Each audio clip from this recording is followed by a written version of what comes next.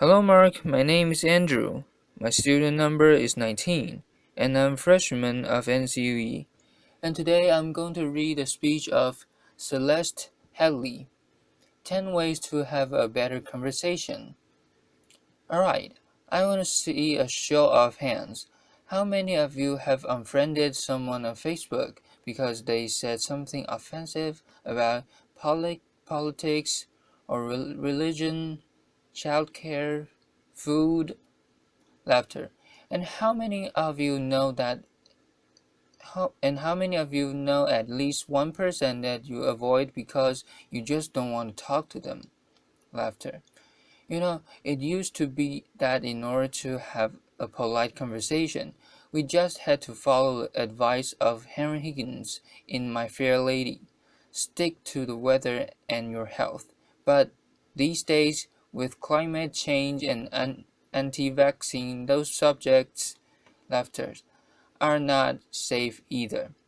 So, this world that we live in, this world in which every conversation has the potential to devolve into an argument, where our politicians can't speak to one another, and where even the most trivial of issues have someone fighting both passionately for it and against it, it's not normal.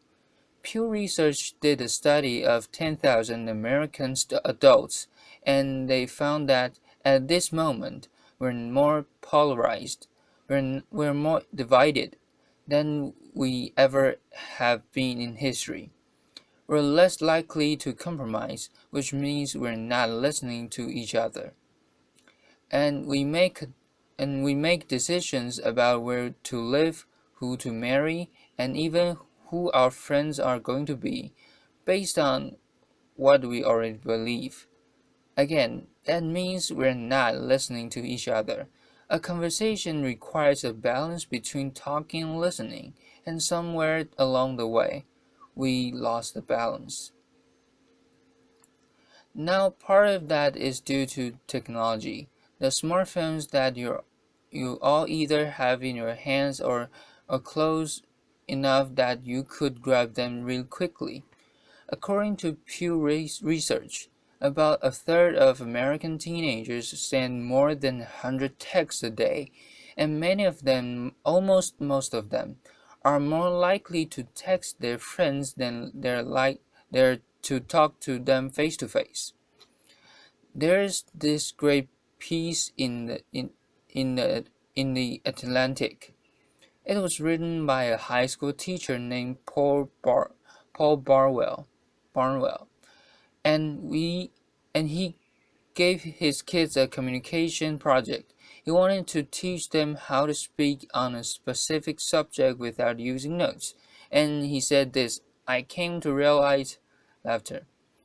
I came to realize that conversational competence might be the single most overlooked skill we fail to teach. Kids spend hours each day engaging with ideas and each other through screens, but rarely do rarely do they have an opportunity to hone their interpersonal communication skills. It might sound like a funny question, but we have to ask ourselves, is there any 21st century skill more important than being able to sustain coherent, confident conversation? Now, I make my living talking to people. Nobel Prize winners, truck drivers, billionaires, kindergarten teachers, head of state, plumbers. I talk to people that I like. I talk to people that I don't like. I talk to some people that I disagree with deeply on a personal level, but I still have a great conversation with them. So I like to spend the next 10 minutes or so teaching you how to talk and how to listen. Many of you have already heard a lot of advice on this. Things like look the person in the eye, think of interesting topics to discuss in advance, look, nod, and smile to show that you're paying attention, repeat back what you just heard or summarize it. So I want you to forget all of it. It is crap. Laughter. There's no reason to learn how to show you're paying attention if you are in fact paying attention. Laughter. Applause. No, I actually use the exact same skills as a professional interviewer that I do in regular life. So I'm going to teach you how to interview people, and that's actually going to help you learn how to be better conversationalist. Learn to have a conversation without wasting your time, without getting bored, and please God, without offending anybody. We've all had really great conversations. We've had them before. We know what it's like. The kind of conversation where you walk away feeling engaged and inspired, or where you feel like you've made a real connection, or you've been perfectly understood. There is no reason why most of your interactions can be like that. So I have 10 basic rules. I'm going to walk you through all of them, but honestly, if you just choose one of them and master it, you'll already enjoy better conversations. Number 1, don't multitask. And I don't mean just set down your cell phone or your tablet or your car keys or whatever is in your hand. I mean, be present. Be in that moment. Don't think about your argument you had with your boss. Don't think about what you're going to have for dinner. If you want to get out of the conversation, get out of the conversation, but don't be half in it and half out of it. Number 2, don't pontificate. If you want to state your opinion without any opportunity for response or argument or pushback or growth, write a blog. Laughter. Now, there's really good reason why I don't allow pundits on my show, because they're really boring. If they're conservative, they're going to hate Obama and food stamps and abortion. If they're liberal, they're going to hate big banks and oil corporations and Dick Cheney. Totally predictable, and you don't want to be like that. You need to enter every conversation assuming that you have something to learn.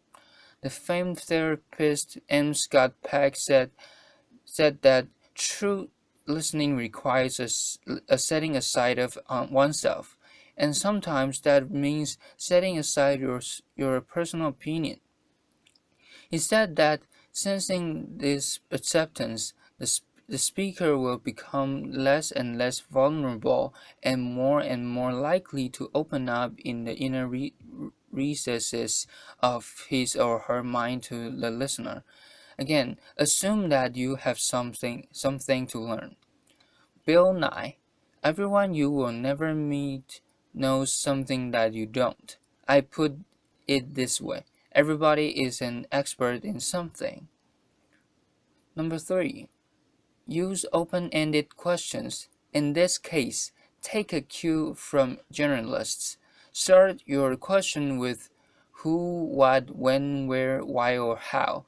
If you put in a complicated question, you're going to get a simple answer out.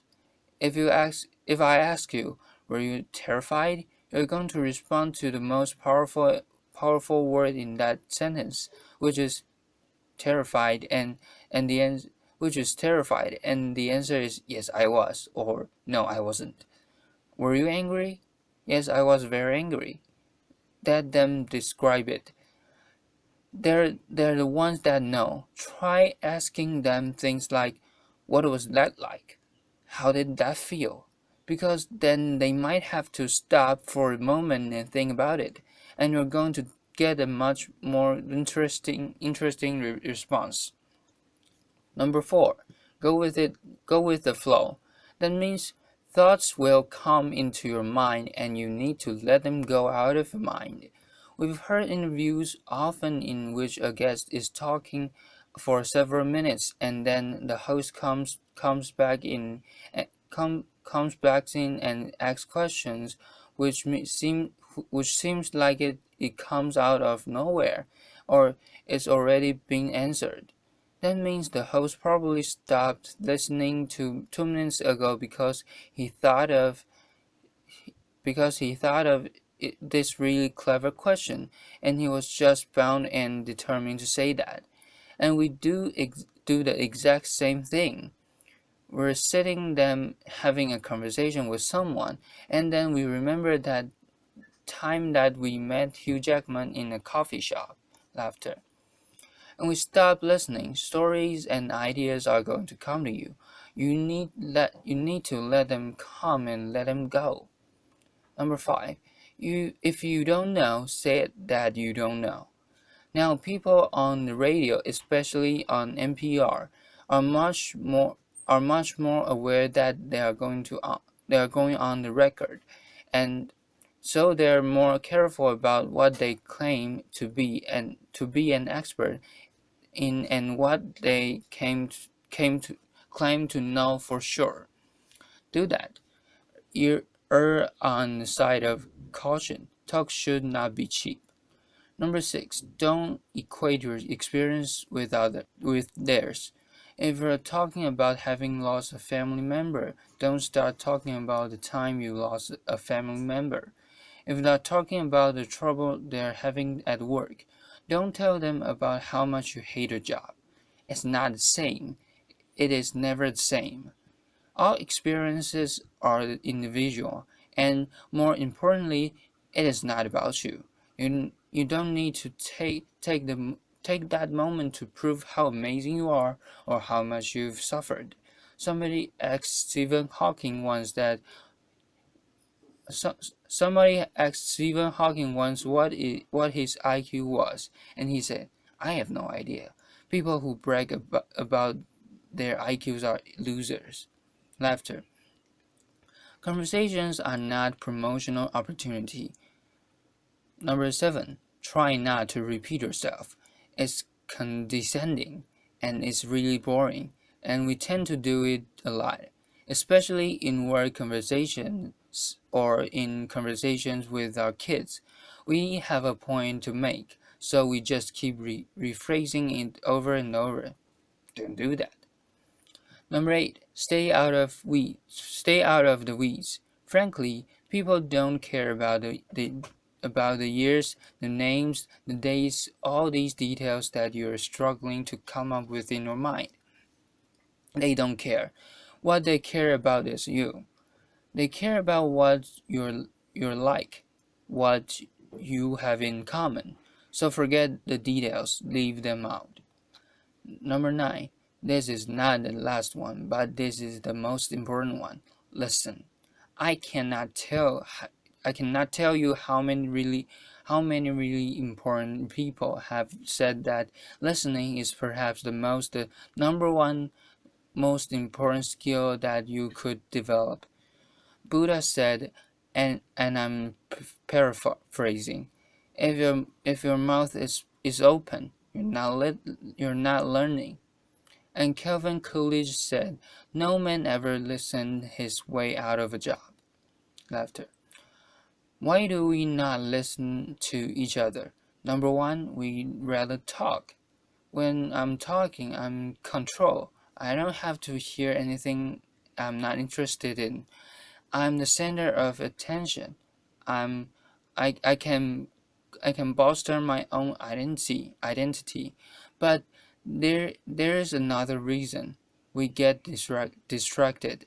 The average person talks at about 225 words per minute, but we can listen at up to 500 words per minute. So our minds are filling in those other 275 words. And look, I know it takes effort and energy to actually pay attention to someone, but if you can't do that, you're not in a conversation. You're just two people shouting out barely related sentences in the same place. Laughter.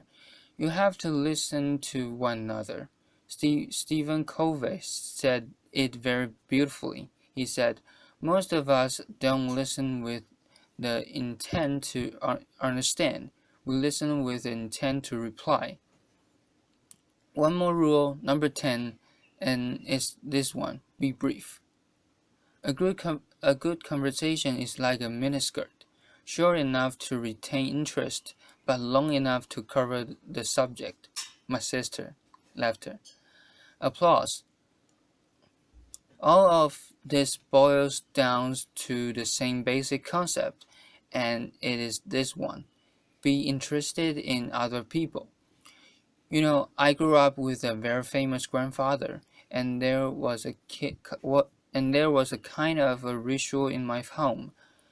People would come over and talk to my grandparents, and after they would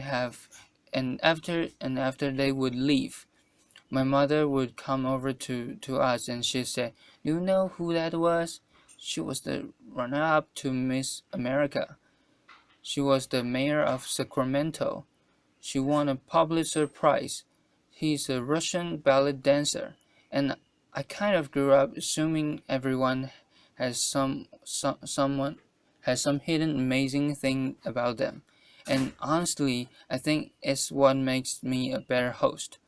I keep my mouth shut as often as I possibly can. I keep my mind open, and I'm always prepared to be amazed, and I'm never disappointed. You do the same thing. Go out, talk to people, listen to people, and most importantly, be prepared to be amazed. Thanks. Applause.